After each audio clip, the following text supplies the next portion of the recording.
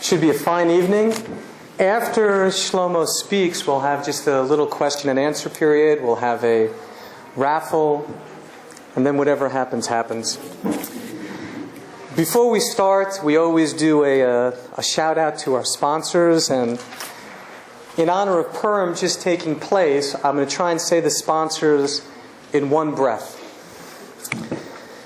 So thank you to Ashar, the Ratner family, the Resnick family, the Minsky family, the Resnick family, the Riefin family, the Brin family, the Fiore family, the Cohen family, Rosenberg family, Kahan family, Kaplan family, Pollack family, Rosenblatt family, and Chanofsky family.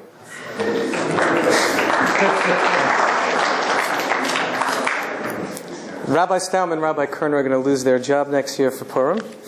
Also, a special thanks to Amazing Savings for donating the footballs, and to Sarit Kaplan for designing the flyers, and most of all to Lou Weiss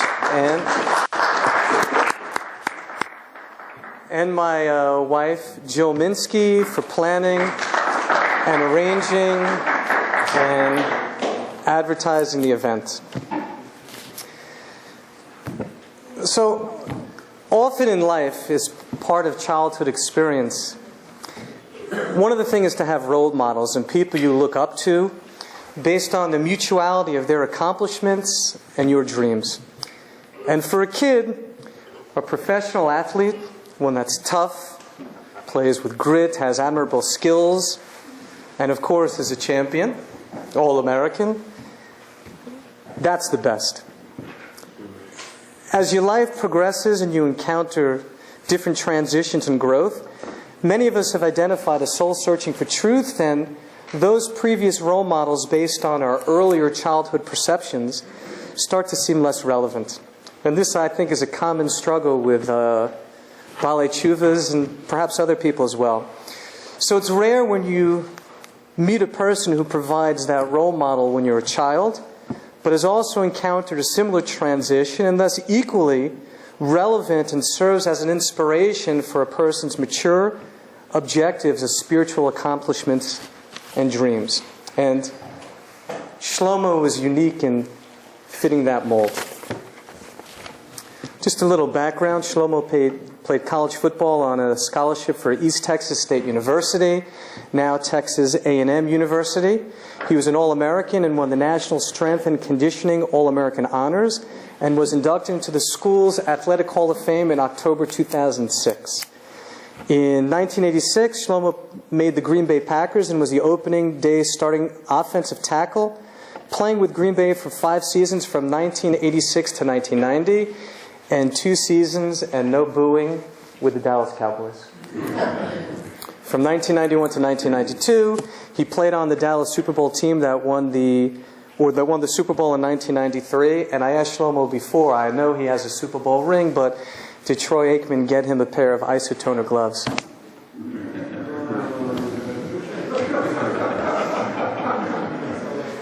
And he said no. You got better gifts, right?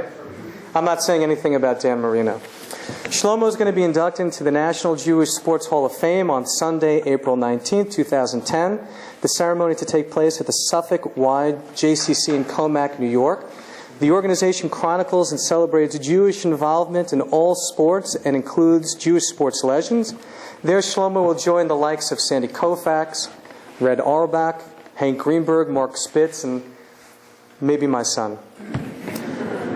My introduction, though, is mild compared to Shlomo's autobiographical narration. So without further ado, K&H welcome Shlomo Weingart.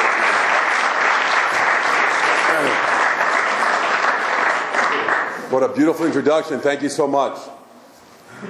As I was walking through the back, I heard one of the men say to the other men sitting next to him, the guy did not play in the National Football League. There's no way he played in the NFL. How does somebody go through a transition such as that? So if you're struggling with my looks today, let me put you at ease. I lost 60 pounds from my playing days. Maybe lost some hair, maybe grew a little hair. You know, I'm really puzzled what's going on in the Northeast, especially about a month ago, maybe 5 weeks ago, with this all of a sudden love for the Jets. I travel to the Northeast quite often over the years, and all I hear is Giants, Giants, Giants. And then some weeks ago, I'm traveling through speaking, and all I hear is Jets, Jets, Jets. As a matter of fact, my first start as a Green Bay Packer was against the New York Jets, 1986. When you're an offensive lineman, one of the biggest guys on the field, you don't want to waste any energy. So you stay in the locker room to the last possible second. But it's my first start. I had to go out on the field. I had to smell the air. I had to see the stands. I had to see the people rushing in. And all of a sudden, I look over during the pregame, and I see this guy walking out of the tunnel. Hair down to the middle of his back. His football socks are rolled down to his ankles, no shirt on, and I look over and I recognize who it was. My opponent for the day, number 99, Mark Gastineau. Thank God Mark Gastineau only played a quarter that day, as it was a preseason game. Just 10 short years ago, I stumbled into an Orthodox shul on the beach of Fort Lauderdale. As I walked in, the rabbi was expecting me. He sees me, he says, "Alan, I'm so happy you can come." He grabs me by the hand and he leads me to the front of the shul. And I have pretty long arms. One arm touched the bima and the other arm touched the ark. I never sat on the 50-yard line in the shul before. And after a few minutes, the gabbai comes over and says, "What is your Hebrew name?" So I tell him. And he screams out. And I said, "What are you doing?" He says, "You're coming up to get an aliyah." I start to break out in a little bit of a sweat. Not comfortable in this environment. It's not the playing field I'm used to. And after my aliyah, the gabbai says, "Who do you want to bless?" So I saw the guy before me, so I did what he did. So I blessed my wife, I blessed my children, I blessed my parents, and he said, "Who else?" I said, "Who else?" Now the sweat's starting to come on. As I had 80 sets of eyes staring at me, and the guy close to me said, "Hey, sonny boy, hurry up, we're hungry." So I look out into the congregation, I said, "This guy Moshe, I have no Moshe, give him a bracha, and this guy Yisrael, give him a bracha." And the gabbai says, "Who else do you want to bless?" Now I'm in a full sweat like the playing days, and I said, "The soldiers of Israel and the protection of Israel." And he says, "Anybody else?" And I'm like, "Oh, anybody else? I'm not sure I know anybody else." So I said, "Yeah, I would like to give you a bracha and the rabbi a bracha, and that's it." And he says in a soft tone, "Packers or Cowboys?" And I smiled greatly and I said, "The Green Bay Packers," even though I have a Dallas Cowboy World Championship ring on. And you'll find out why. By way of introduction, I was born in Brooklyn, New York. Nobody's from Brooklyn here? And in 1972, my family relocated to Miami, Florida. In the world of professional football, 1972 was an amazing year. The Miami Dolphins went on to win every single football game, and as a 9-year-old kid, they became my life. And my father, of blessed memory, bought season tickets to take me and my brother to all the games.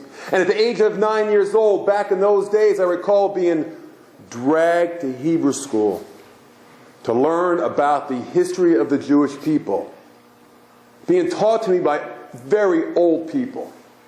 And I didn't like them, and they didn't like me. But I was preparing for my bar mitzvah. And I got to tell you, it wasn't fun, it wasn't exciting, it wasn't inspiring. It was a long, boring subject. However, I learned enough to become a bar mitzvah boy. And unfortunately, and the fact is, the bar mitzvah is the exit out of Judaism for most American Jews. And that's what it was like for me. And as a family, we moved on, and I found myself on the streets of Miami with a lot of time in my hands. And I realized at the age of 13 and a half, I never saw my older brother because he immersed himself in sports. He never came home after school because he was on the football field, the track field, the basketball court, the wrestling mat. And I realized at the age of 13 and a half, you better get involved in sports or you're going to continue to get into trouble. So I went out for the football team. And 4 years later, I was an average high school football player with a burning desire to play college football.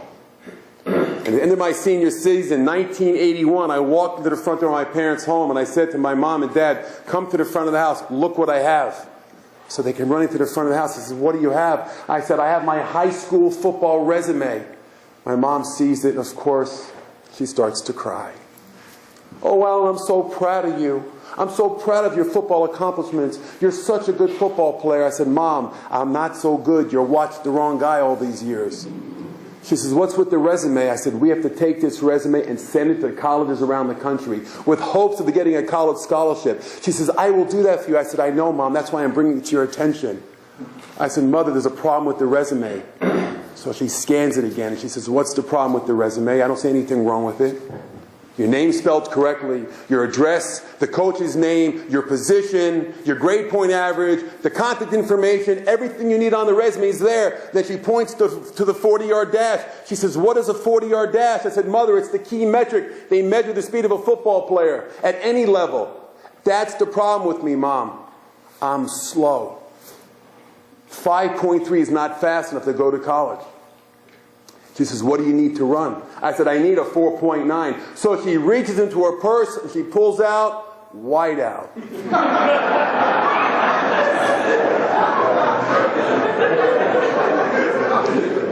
She whites out 5.3. She says, what do you want to run? I said, I want a 4.9. She writes a 4.9 on the piece of paper. She blows on it. My dad and I are bent over in stitches. She's not laughing. And I want you to know, she's from Brooklyn also.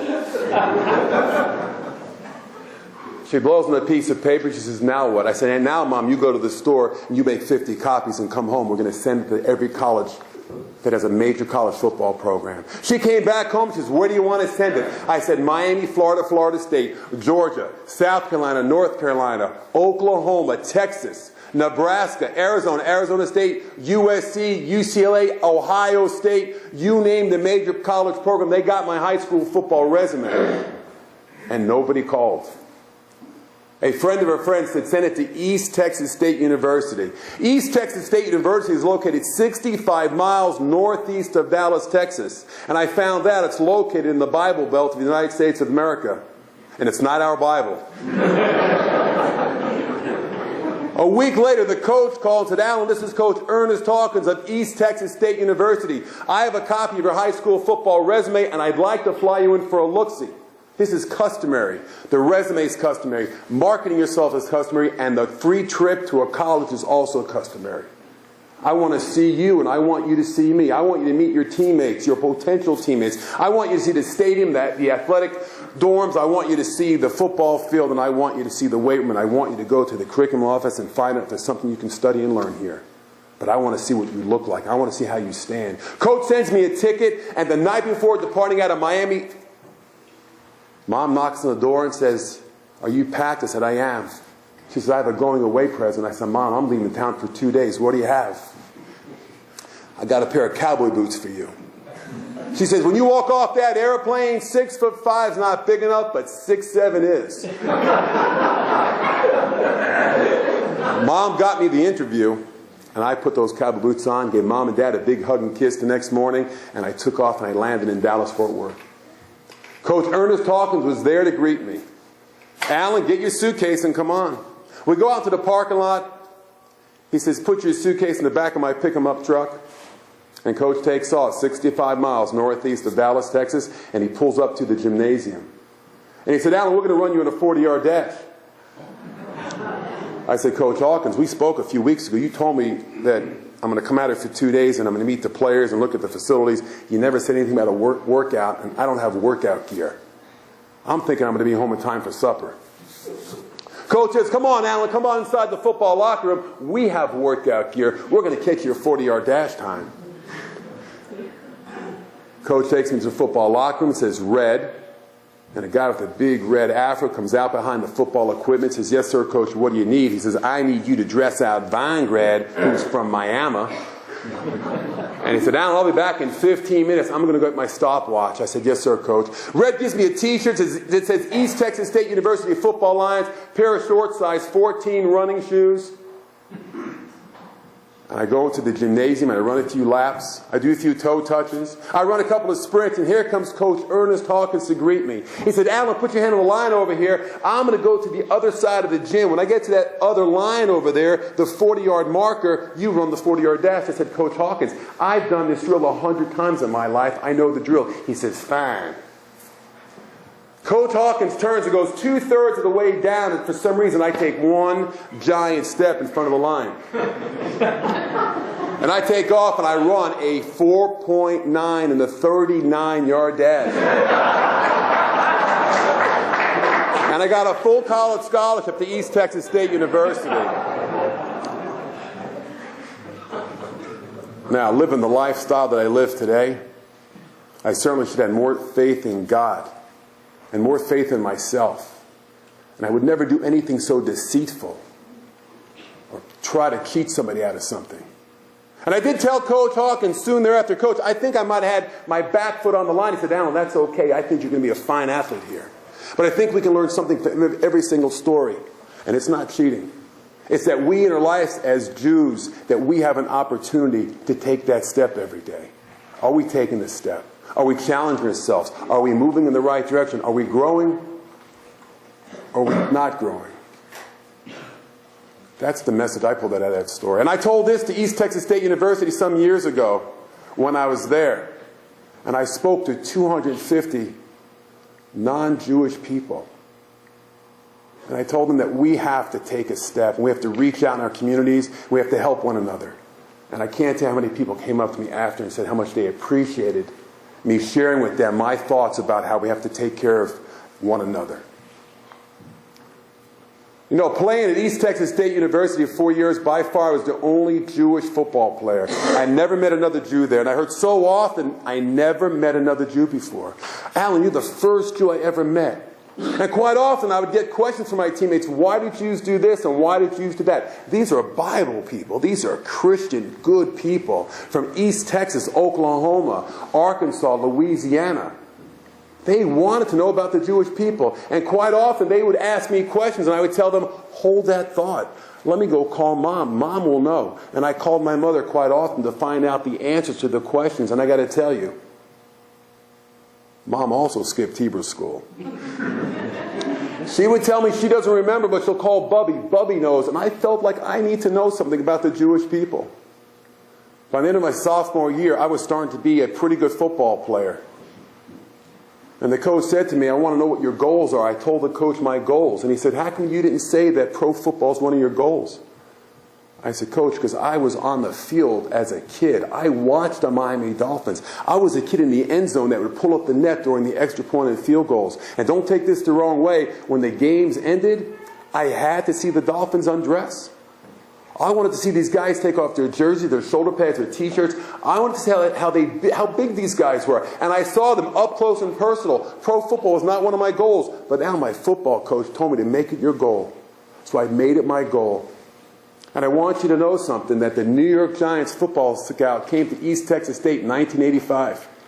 As a senior in college, I was 6'5", 270 pounds, running a consistent 4.9 in the 40-yard dash. When you go to school in Texas and you pump a lot of iron and you eat a lot of biscuits and gravy, your 40-yard dash time comes down as your body weight goes up. I worked on the weights every single day, and I ate a lot of food, and I started to build myself up quite well. And when the New York Giants football scout came through in 1985, they said, Vinegrad, we love you, man. We think you are great.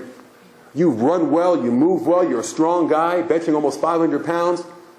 But we have one problem with you, Vinegrad. Our offensive linemen are this wide, and you're only this wide. And I said, I don't hear what you're telling me.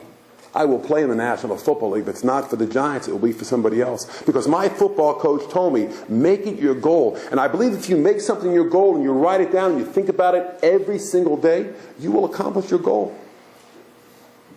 Unfortunately, my dream was shattered and I was tried out for the Tampa Bay Buccaneers and the Houston Oilers.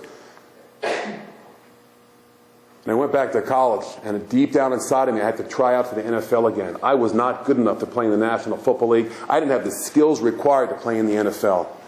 1986, May, I took everything I owned. I flew to Green Bay, Wisconsin. I signed a free agent contract to play with the Green Bay Packers. For 6 weeks, the coach took me out on the football field with 12 guys just like me to teach us the techniques of playing offensive line in the National Football League.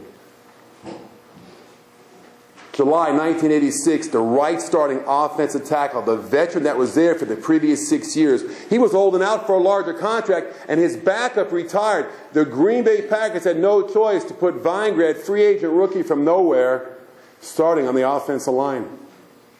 6 weeks later, I started 4 preseason games, and the Green Bay Press-Gazette announced Alan Vinegrad made the Green Bay Packers. I walked into the locker room, and all my equipment was there, my playbook was there. I made the team. Could you imagine what that felt like? And I looked in the locker on the bench, and there was a phone message note from our team secretary to me from Lou Weinstein with a local Green Bay number. I don't know a Lou Weinstein in Green Bay, Wisconsin. I go into the players' lounge, called mom, dad, friends, family, everybody I know to tell them that I made the football team. But I had a note in my hand from Lou Weinstein, and I was curious to see what this guy wanted from me. So I dial up Lou Weinstein, and this old man answers the telephone, and I said, hello, is this Lou? Yes, it is. Hello, Lou, this is Alan Vinegrad of the Green Bay Packers. Alan, I'm so happy you can call me. I said, what do you want from me? I thought it was kind of odd that somebody would just call you out of the blue. He said, welcome to Green Bay. I said, thank you. I said, what do you want from me? I said, I'd like to buy you lunch tomorrow. I said, you would? He said, I would. Now, if anybody likes to buy me lunch, I have a policy to always say yes. So I said, Lou, where do you want to go? He says, I'll meet you at my country club. I said, your country club? I'd never been to a country club before. He tells me how to get there. The next day, I cop a 3-hour workout to build my appetite up. Drive across town, I pull up to this country club, 1986, September, a beautiful Wisconsin day. And as I pull up, I see this fountain blowing water way up high in the sky, outlined an 18-hole golf course. And I walk inside the restaurant, and there's an old man in the back. Give me one of these. I figured this must be Lou Weinstein. I said, Lou, how do you do? Alan Vinegrad. Alan, I'm so happy you can come. Please sit down. I said, what do you want from me? He goes, hold on a second. We have to order some lunch. I said, I hear you. Lou Weinstein goes like this. The waiter comes running across the hardwood floors. He says, yes, sir, Mr. Weinstein, what can I get you? He goes, I'd like a tuna fish sandwich, and don't bring any onions this time, Jimmy. He says, I'm sorry, Mr. Weinstein, it won't happen again. And please get my guests some food. I said, well, can I have a menu, please? So Jimmy gives me a menu, and I look at the menu. Lou says, please, Alan, order something. I said, okay, fine. And the waiter says, what would you like? No, I don't want to be rushed when I'm ordering my lunch. So I look at the right side, I look at the left side, I look at Lou, I look at the waiter, and I say, I'd like the entire right side, please.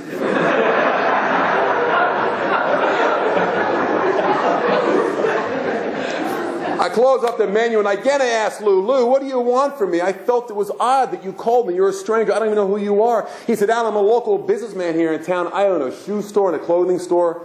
And I own a lot of real estate throughout the state of Wisconsin. And I read about you in the Jewish press last week that you're one of 6 Jews in the National Football League. And I read about you in the Green Bay Press-Gazette this morning that you made the team. Congratulations. What do you need? I said, excuse me? He says, where are you staying? I said, I'm staying in a motel. In a motel? I said, Lou, I just made the team. And that's where they've been housing us. I need to find an apartment. He goes, no, you don't. You'll stay in my house. I got a 5-bedroom house. And 3 of the rooms are empty. My kids are grown and gone. You'll come live with me and my wife. I said, Lou, I don't know you well enough to stay in your house. He says, what are you going to do? I said, I need to get the time to find a 1-bedroom apartment. That's what I need. He goes, you don't need the time. I will make sure it's found for you. I'll call my dear friend Ross Bluestein. He's a realtor here in town. It's a done deal. I said, thank you very much. What a relief. I work 12 hours a day playing for the Packers. I don't have time for this. He says, how are you getting around town? I said, I'm renting a car. He says, as a businessman, I don't think it's a good idea to rent a car. It must be very expensive. I go, it is. He goes, you'll take your car back after lunch. I have an extra car. You'll use my car until you can buy a car. I said, no, I don't know you well enough. I can't use your car, Lou. He says, so what do you want to do? I said, I want to buy a brand new 4x4 truck. He goes, no, I think you should buy a used truck. And my dear friend Scott Newman owns a dealership here in town, and we'll go see him, and he'll get you a great deal on a 4x4 because it's going to snow to your eyebrows. I said, thank you. That'd be a real relief. Then he says to me, do you know anything about money? I said, no, I never had any before. He says, perhaps you should meet my money manager. And I said, yeah, who's that? He says, Kenny Epstein. He's a conservative investor. He'll help you save your money. He'll put you on a budget. Perhaps we'll do a real estate deal together when you can accumulate some money. I said, thank you very much. Then Lou Weinstein writes down my needs, puts it in his pocket, looks me right in the eyeball and says, Alan, 2 weeks from today is Rosh Hashanah. I will assume you'll be coming to shul with me and coming back to my house for dinner. And I said, of course, Lou. The guy just laid out my life for me. And I did go to shul with Lou, and I developed a very close and personal relationship with him for many, many years. And did I know that day what it meant for a Jew to reach out to a Jew? I had no idea. Just a few years ago, Rabbi Kaplan, my rabbi in downtown Fort Lauderdale that I met many years ago as a founding family member of the Chabad of downtown Fort Lauderdale, he calls me up on a Wednesday and says, Alan, can you come over to my house? I go, Rabbi, it's Wednesday. It's working hours. I'm kind of busy. He says, Shlomo, I need to meet with you. Now, when the rabbi says it like that, I think we have some problems. So I drive across town unhappy about this 2 o'clock meeting. And I walk into the rabbi's house and say, Rabbi, what's the matter? I detected something in his voice. And as I said, what was the matter? I reached into my pocket and I pulled out a couple of hundreds. I said, what's the matter, Rabbi? You need some money for wine and for some challah for Shabbos? He goes, no, that's not why I called you over here. But I'll take a little. I said, Rabbi Kaplan, I'm very busy. What's the matter? He said, Shlomo, he goes, I don't have time to call 100 men every Friday to ensure we're going to have 10 men to take out the Torah. Can you please call some of the guys? Downtown Fort Lauderdale back 7 or 8 years ago was clearly no community such as this one. And we sit quite often on a Shabbos with 5, 6, 7, 8 guys, many, many times, without bringing out the Torah. But the rabbi has to call 100 men to ensure that 10 will show up. Shlomo, you're a passionate Jew. You're growing beautifully. Can you please take some names and numbers? I said, no, Rabbi, it's your job, not my job. And I walked out of his house. And wouldn't you know it, the next week as I'm reading the weekly parsha, it talks about the obligation and the privilege of a Jew to reach out to another Jew. And it hit me right in the head what Lou Weinstein of blessed memory, what he did for me and how he reached out to me. And of course, I went back to the rabbi's house. And I got 25 names and numbers, and I told him I'd call every single week anybody he wanted me to call to ensure we're going to have a minyan on Shabbos. 5 great years playing for the Green Bay Packers. And I heard many, many times, Vinegrad, you are one of the chosen ones by my teammates. And I would look up at them and say, what are you talking about? You're one of the chosen ones. The Jewish people are the chosen ones. Really? What do you know about the Jewish people? My teammates would tell me that their sports agents are Jewish, their accountants are Jewish, their money managers are Jewish, and their doctors are Jewish. And they know about Jewish people. And quite often during Hanukkah, I would come in to my locker and I'd find a piece of candy or two during the week of Hanukkah. My teammates embraced Judaism more than I was embracing Judaism. And quite often we're traveling anywhere in the USA in a hotel on a Saturday night, either going up to our rooms or coming downstairs to a team meeting. And a guy would walk on the elevator with a yarmulke on. And my teammates would look at me and say, Vinegrad. I said, what? Is this guy one of yours? I would always say yes. After 5 years with the Packers, my agent called Steve Weinberg of Dallas, Texas. And he said, the Dallas Cowboys just called. They want to sign you to a deal. I said, Steve, I don't want to play for the Dallas Cowboys. Click. He dials me right back and says, listen, why are you hanging up? I said, Steve, I like Green Bay. I like the 92 families that I met over the years in the Jewish community. I like the cold weather. I like the soft, natural turf of Lambeau Field. Why would I play for the Dallas Cowboys? It's hot. It's AstroTurf. And they got a bad guy down there by the name of Jimmy Johnson. Why would I do that? He says, how many Jewish families did you say are in Green Bay? I said, 92, and I met many of them over the years, Steve. And out of the 92, how many produced an eligible female for you to marry? I said, one girl, one date 2 years ago, she wasn't for me. He said, Vinegrad, you're by far one of the ugliest men I've ever met. Don't you think you should leave that little bitty town of Green Bay and come down to Dallas where there's a thriving Jewish community, and I'm involved in the Jewish community, and perhaps we can find you a Jewish girl. Steve knew that it was instilled in me and my brother, not negotiable, to marry a Jewish girl, raised in a conservative household. You will marry a Jewish girl. As a kid, I remember my mom lighting candles and making chicken soup and making chicken and brisket around all the holidays, but there was never any words of Torah. I signed the deal for the Dallas Cowboys, went down and played 2 years for the Dallas Cowboys, and it was a great experience to win a world championship. And Steve did line up girl after girl after girl for me. And I retired after Super Bowl 27, got married, moved back home. Started living the good life, playing golf, fishing again, living in Fort Lauderdale.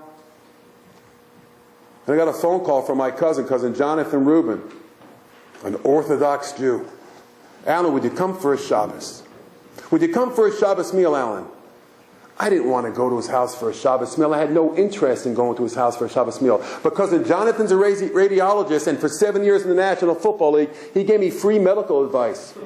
I was obligated to say yes. I said, fine, I'll come. So I load my wife and my kid, and we drive down to Miami Beach, and I walk into his house, and this smell hit me right in the face.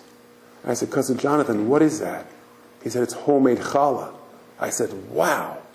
What a smell in this house. And all of a sudden, his 4 kids jumped at me. Cousin Alan, the football player's here. Cousin Alan, they're running around the house with their parsha sheets. Cousin Alan is here, the football player. Cousin Jonathan makes Yom HaShishi. I'm thinking, what is he doing? I never heard this before in my life. I remember Brei Pri Hagafen. He then says to me, let's go. I said, where do you want to go? He says, we're going to go wash. I said, I washed before I came.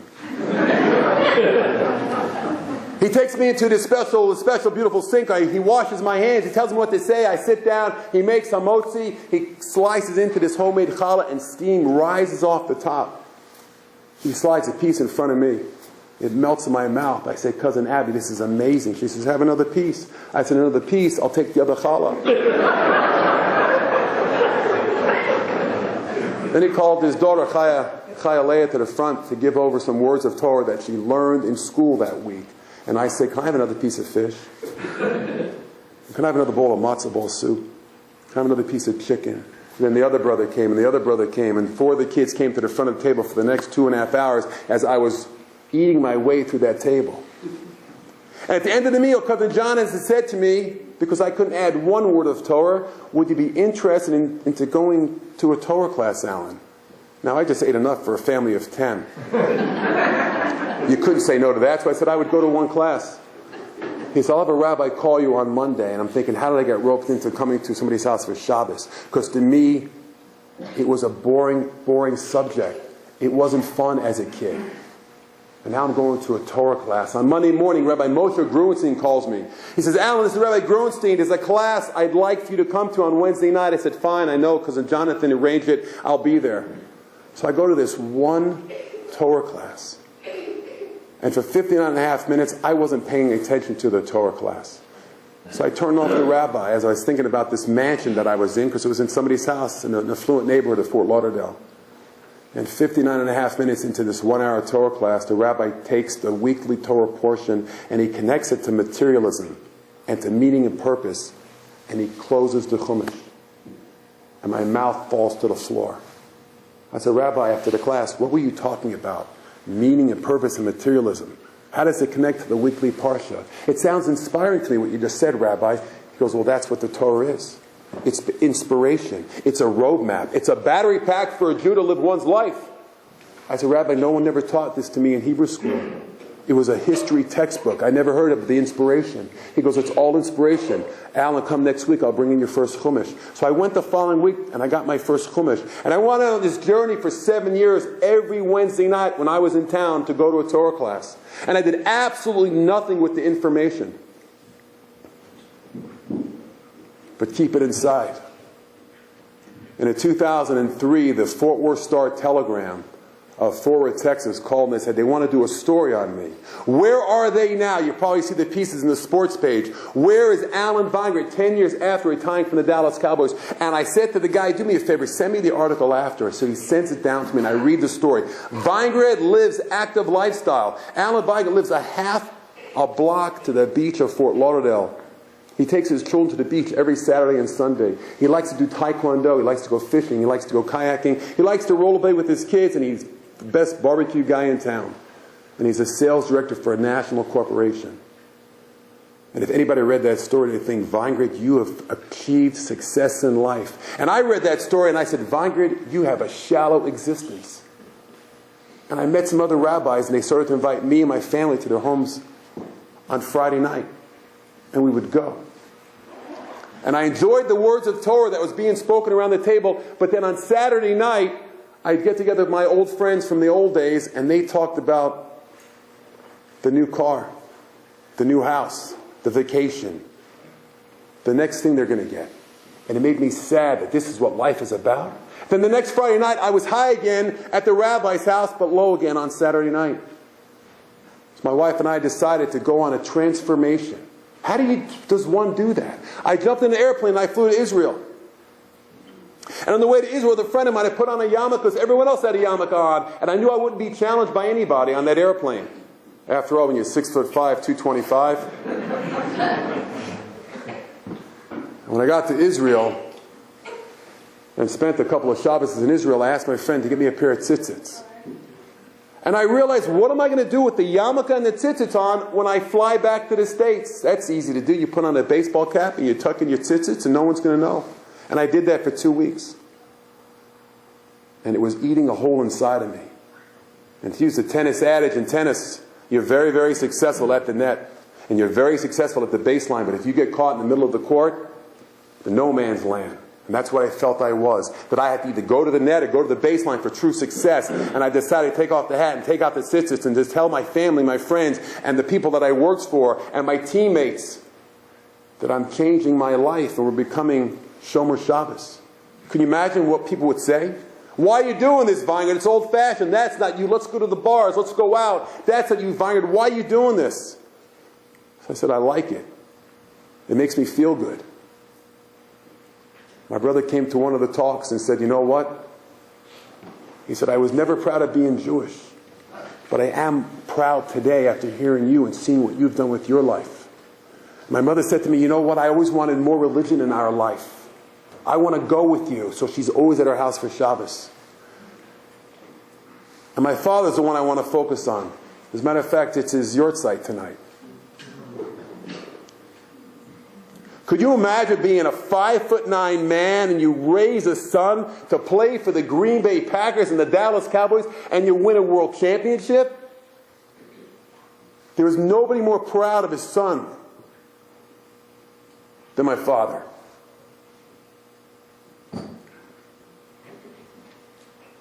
And quite often we'd get together for our weekly lunches and he'd take my football card out of his pocket. And if you want one, they sell them for about $1.50 on eBay.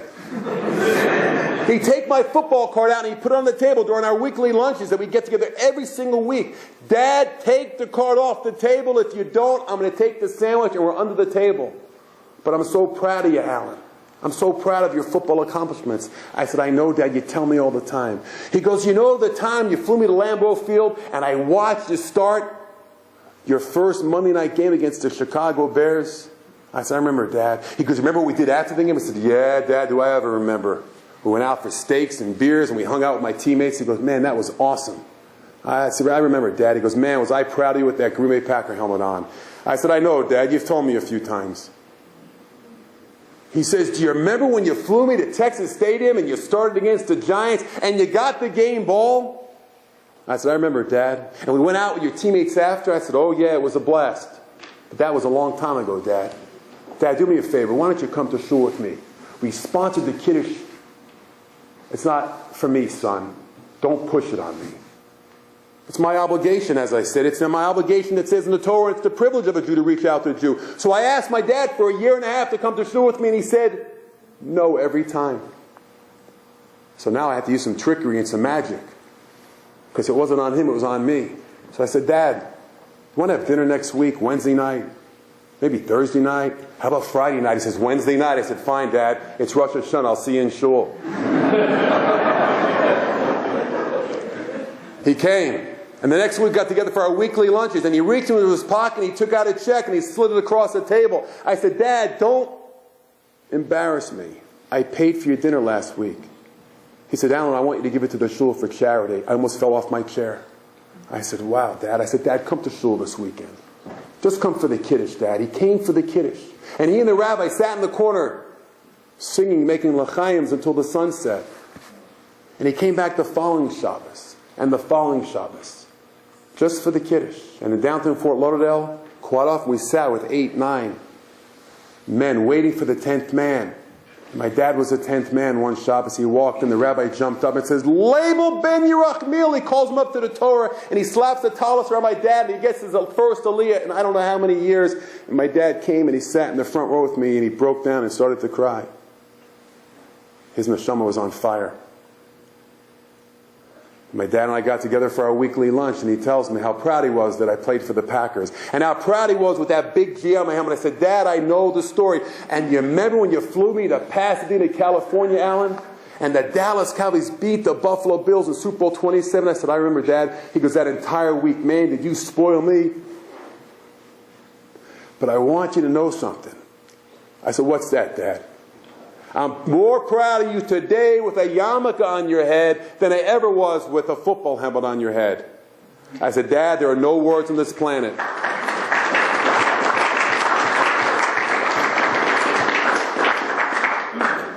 there are no words on this planet that can be better than those words.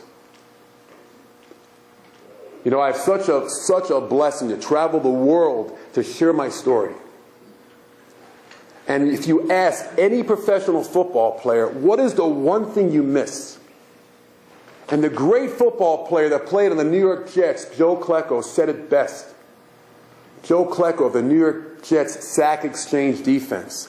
They interviewed him, and he was published in the NFL alumni newsletter. The one thing you miss as a football player is the camaraderie.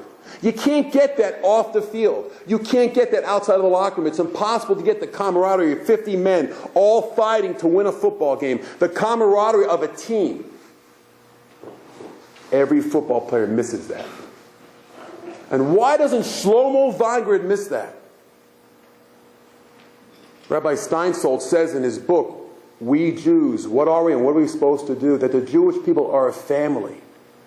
And how is it that I can land in town today and be hosted by a beautiful family, and immediately there's a connection? Because the Jewish people are a family, and we should always stick together. I hope I have a chance to come back here and spend the Shabbos. We should always remember we should take a step in our lives, take care of one another, and grow and grow and grow. Thank you.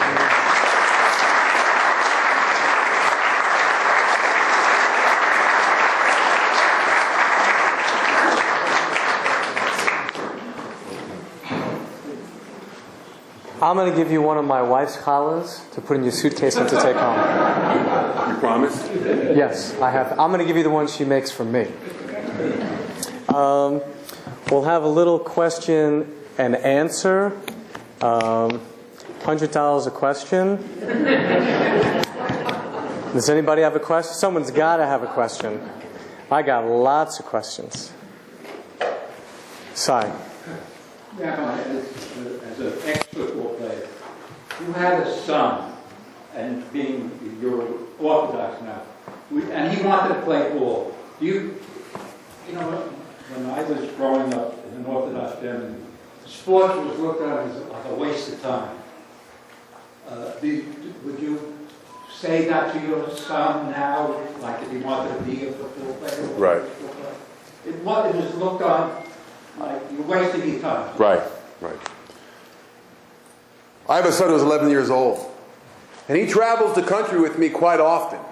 And he gets asked that question. You're going to grow up to be like your father and play in the National Football League? There's something that you don't know about playing in the National Football League that my son knows, that he sees me laying on the couch quite often, icing something down today in my life, because football is a violent, vicious game. And he quite often says, I don't want to have a bad neck like my dad. So we have a compromise. That my son plays in the Jewish Baseball League, and it's only on Sundays, and it's easy on the family. We drive him, they have a 15-minute practice, they play an hour and 15 minutes, and we go home, and he gets his competition fix. And I hope that's the case, and I do concur with what you're saying, as it being a waste of time. It's a vicious, violent game to play in the National Football League, and as we learn more and more about the damages it has on one's head and one's body, and it's in the papers every single day. It was in the New York Times magazine just a few weeks ago about Alzheimer's and dementia. And I will do everything in my power to teach my kid the way to go. And that's the Torah life. Another question. I mean, is football harder than getting to the Kiddush at some of your shuls? Absolutely. Are you kidding? Yes, Jeff? Question. I'm also like a Baal Shem through Chabad. How did your wife take this transition? I mean, was this a very smooth transition, or It was a very smooth transition. Obviously, a man has certain needs. My needs were not to strangle myself putting on talis and tefillin. My needs were, how do you say Hayom HaShishi, and how do you relearn how to read, Hebrew that you learned, so many years ago. And obviously with a woman, her responsibility was a little bit different than mine, kosher the house and family purity and taking the kids from the public school to the private schools. So I was blessed that we both have the passion, and we both grew with different needs, but we both grew together. Anybody else? Oh, we have a question by the young man in the back. Are you proud when people tell you played in the National Football League? I am proud, yes. But you know what I'm more proud of? I'm proud when I'm in South Africa a few weeks ago and I spoke at a dinner and a man sitting next to me that I don't even know, and after I spoke he said to me, I am so proud of you. And when I get emails from people, they say to me, I'm so proud of you. They're not saying they're proud of me for the Super Bowl, they're proud of me for what I'm doing in my life today. That's what I'm proud of. Ladies, is there a question from the ladies? Thank you. I wonder if you speak to secular audiences often, and how do you shift the focus when you do it? Right. I've spoken to some secular groups. I do speak by Chabad. Probably 70% of my life is spent speaking at Chabad shuls across the world. And most of the communities that I speak to, the only body that's religious is the rabbi and his wife, because Chabad does attract and draw in Jews with all kinds of backgrounds. And that was my background. And you see many people nodding their heads when you're speaking to them. So my focus is a little bit more on how do you go through the process. What was the process like? And I take them to the first page of the siddur. Tomorrow morning, if you're not saying Modiani, perhaps you should say Modiani. Ladies, if you're not lighting Shabbos candles, maybe you should light Shabbos candles. Men, if you haven't put on tefillin, perhaps you should try it. And then from there you can grow. But be open-minded and ask the rabbi and ask his wife. Or take a 25-plus hour vacation and turn off your cell phones and turn off your life for those 24 hours and experience the beauty of a Shabbos. I think a good-looking kid over here had a question. Oh, this guy's handsome. Yes. People still know you. The people know me. Well, I have to reintroduce myself to my teammates if I happen to see them. They quite often don't recognize me for a number of reasons. However, I've become somewhat popular on the speaking circuit in the Jewish community, so I do get recognized on occasion when I'm in a restaurant or traveling through certain parts of a country that has a large Jewish population. But one of the most inspiring things for me is when I see my old teammates and they reach over and they grab my beer and they say, man, that thing is awesome. And I take them out to kosher meals with me. That's inspiring that they so appreciate and they're so proud of me for what I'm doing in my life. Who are some of your favorite teammates? My favorite teammate is Rich Moran. He's my best friend. He played 9 years for the Green Bay Packers. And I'll tell you a quick vort that I heard from one of my teammates that I truly love as a teammate.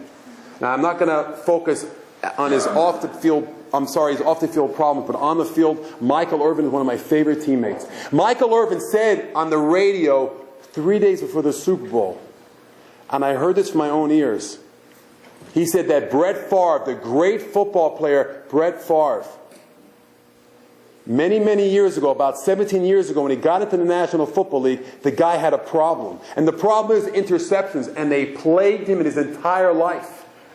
Then Michael Irvin says this, when the people entered the land, God told them to wipe out the Amalekites.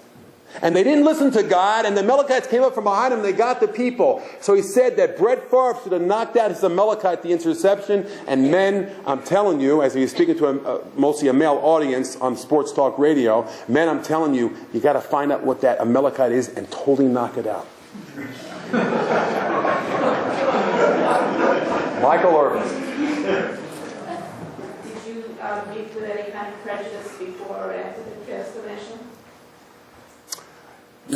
When you play in the National Football League, you're living with, you're lockering with, you're playing with people from all walks of life. And I was the only Jew in the locker room except for the doctor and the marketing people. I was the only player in the locker room. And you have to handle certain things. Whether you're black, whether you're white, whether you're Polish, Italian, or Jewish, guys would look to perhaps pick holes in you. But I was never singled out and picked on for being a Jew. It was embraced by my teammates, and that's what I focus on, is always on the positive. And certainly the same experience happened in college. And quite often the teams would get together and say the Lord's Prayer. And being the lone Jew, I would hold my teammates' hands as they all knelt down, and I would say my own prayer. And religion is rampant in the National Football League, as there's a Thursday night Bible class, there's a Sunday non-denominational service before the games. And certainly the Lord's Prayer is said before and after games.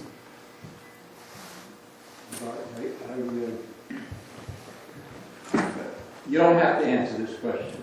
It's not my business. But there's a lot of talk in sports, especially in baseball, and I don't see it in the NFL so much. Where the pro football is a very physical game. Baseball is not as physical. There's talk of all these big stars using steroids. Have you, I mean, that's up to you, you can answer. Is there any use of that drug in the NFL? Of course. There's steroids, there's all kinds of use of drugs and alcohol, there's all kinds of problems. I don't know what's gone on in the last 16, 17 years since I've been out of the league, and I don't follow that issue very closely. But there was a lot of things going on such as that in the National Football League. I focused on intake of food, as you heard in my talk. Maybe hard for you to answer this from the jury now, but do you think football athletes today, well, maybe football, when they commit crimes outside of their sport, do you feel they deserve playing National Football League again? I do. And we read in this week's Parsha, God forgives the Jewish people. Why shouldn't we forgive somebody? Michael Vick did a horrible thing, what he did. And they forgave him. But I think everyone's entitled a second chance to play in the National Football League. I want to share one thing with you.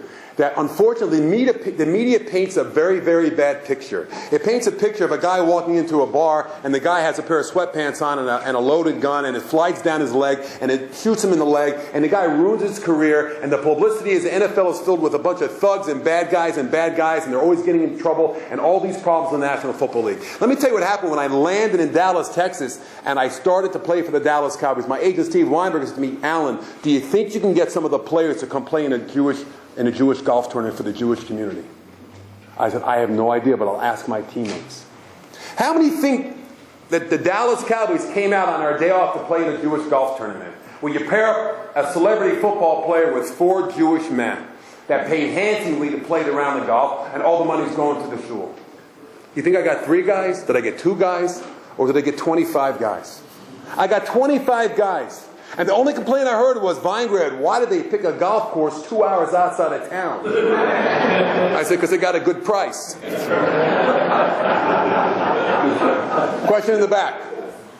When you met a few other Jewish players in the NFL, was there an instant connection with them, pregame and all that? Right. When you play in the National Football League, the game ends. What do? You go to the defensive lineman that you banged on for the last 3 hours because you don't want to upset him too much because you probably have to see him again at some point during that season.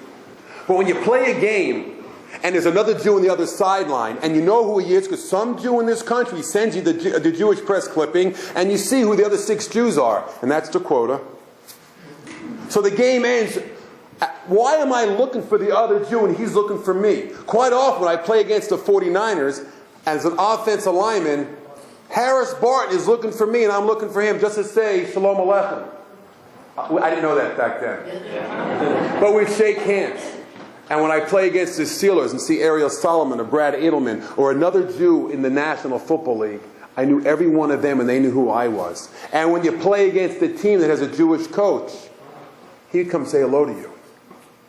So there is that connection, and it's unbelievable.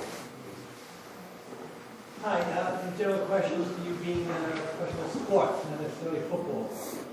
But in like certain groups of Jews, they're more attached to sports, especially with kids and their upbringing. Like family tradition to go with Yankees, Mets, or whatever. Like you said, when you were young, maybe your father studying the game every week. What is the proper perspective, you think, for a Jew and raising the kids regarding your allegiance or playing and or following or idolizing? Right. Well, I can just tell you what, in our home, my kids don't see me spending my days watching football.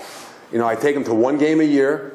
We watch the game, and quite frankly, it's upsetting to me to take them to the games now, because it's not just a football game. It's a whole big pageantry and a whole big thing with the way people are dressed, and it's a lot of boom, boom, boom in terms of the music, and it's not the cleanest setting to take young kids to see a football game. Not to mention the alcohol that goes on, but they want to go, so I try to take them one game a year, and I think it'd be safer for me to take them to Lambeau Field because it's a much cleaner environment than Miami, Florida to take them. And I allow them to watch a little football on Monday night, so long as all their studies are done, and it's a time for us to sit for 15 minutes to bond a little bit, but I don't let them sit around watching sports all the time. I just don't think it's a healthy environment. You said that you played in the Super Bowl against the Bills, right? Head coach was Marv Levy. Did they do anything with you and Marv Levy? No, they didn't do anything with me and Marv Levy, but the reason why the Super Bowl, the Bills lost was because a dear friend of mine is a passionate Bills fan. And every single year before the game, he tried to get a hold of Marv Levy to wrap the film on him.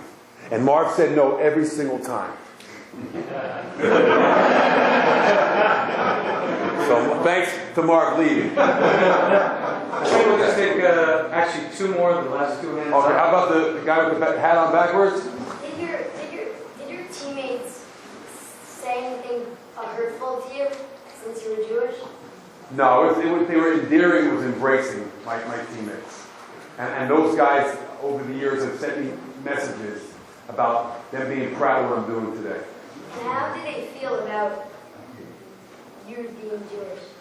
They felt that I was one of the chosen ones. And they would tell me that all the time.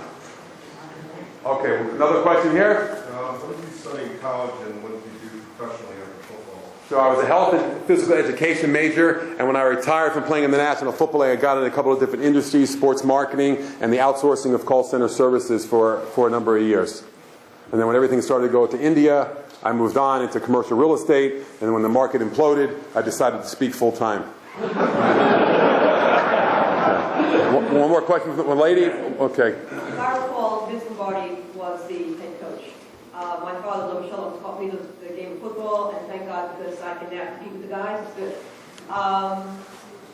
Did Vince Lombardi, in all his greatness, teach you stuff as a coach that you were then able to utilize further on? Right. Great question. Vince Lombardi was a religious Catholic. When every single day he was in church.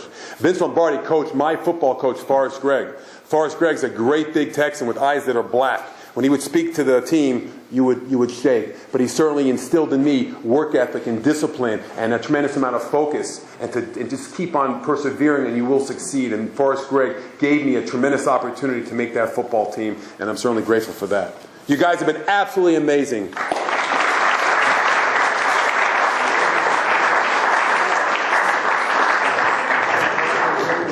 We're going to be last chance for anybody who wants to buy raffles. Not yet. There's 10 signed footballs, and I guess we'll pick them out.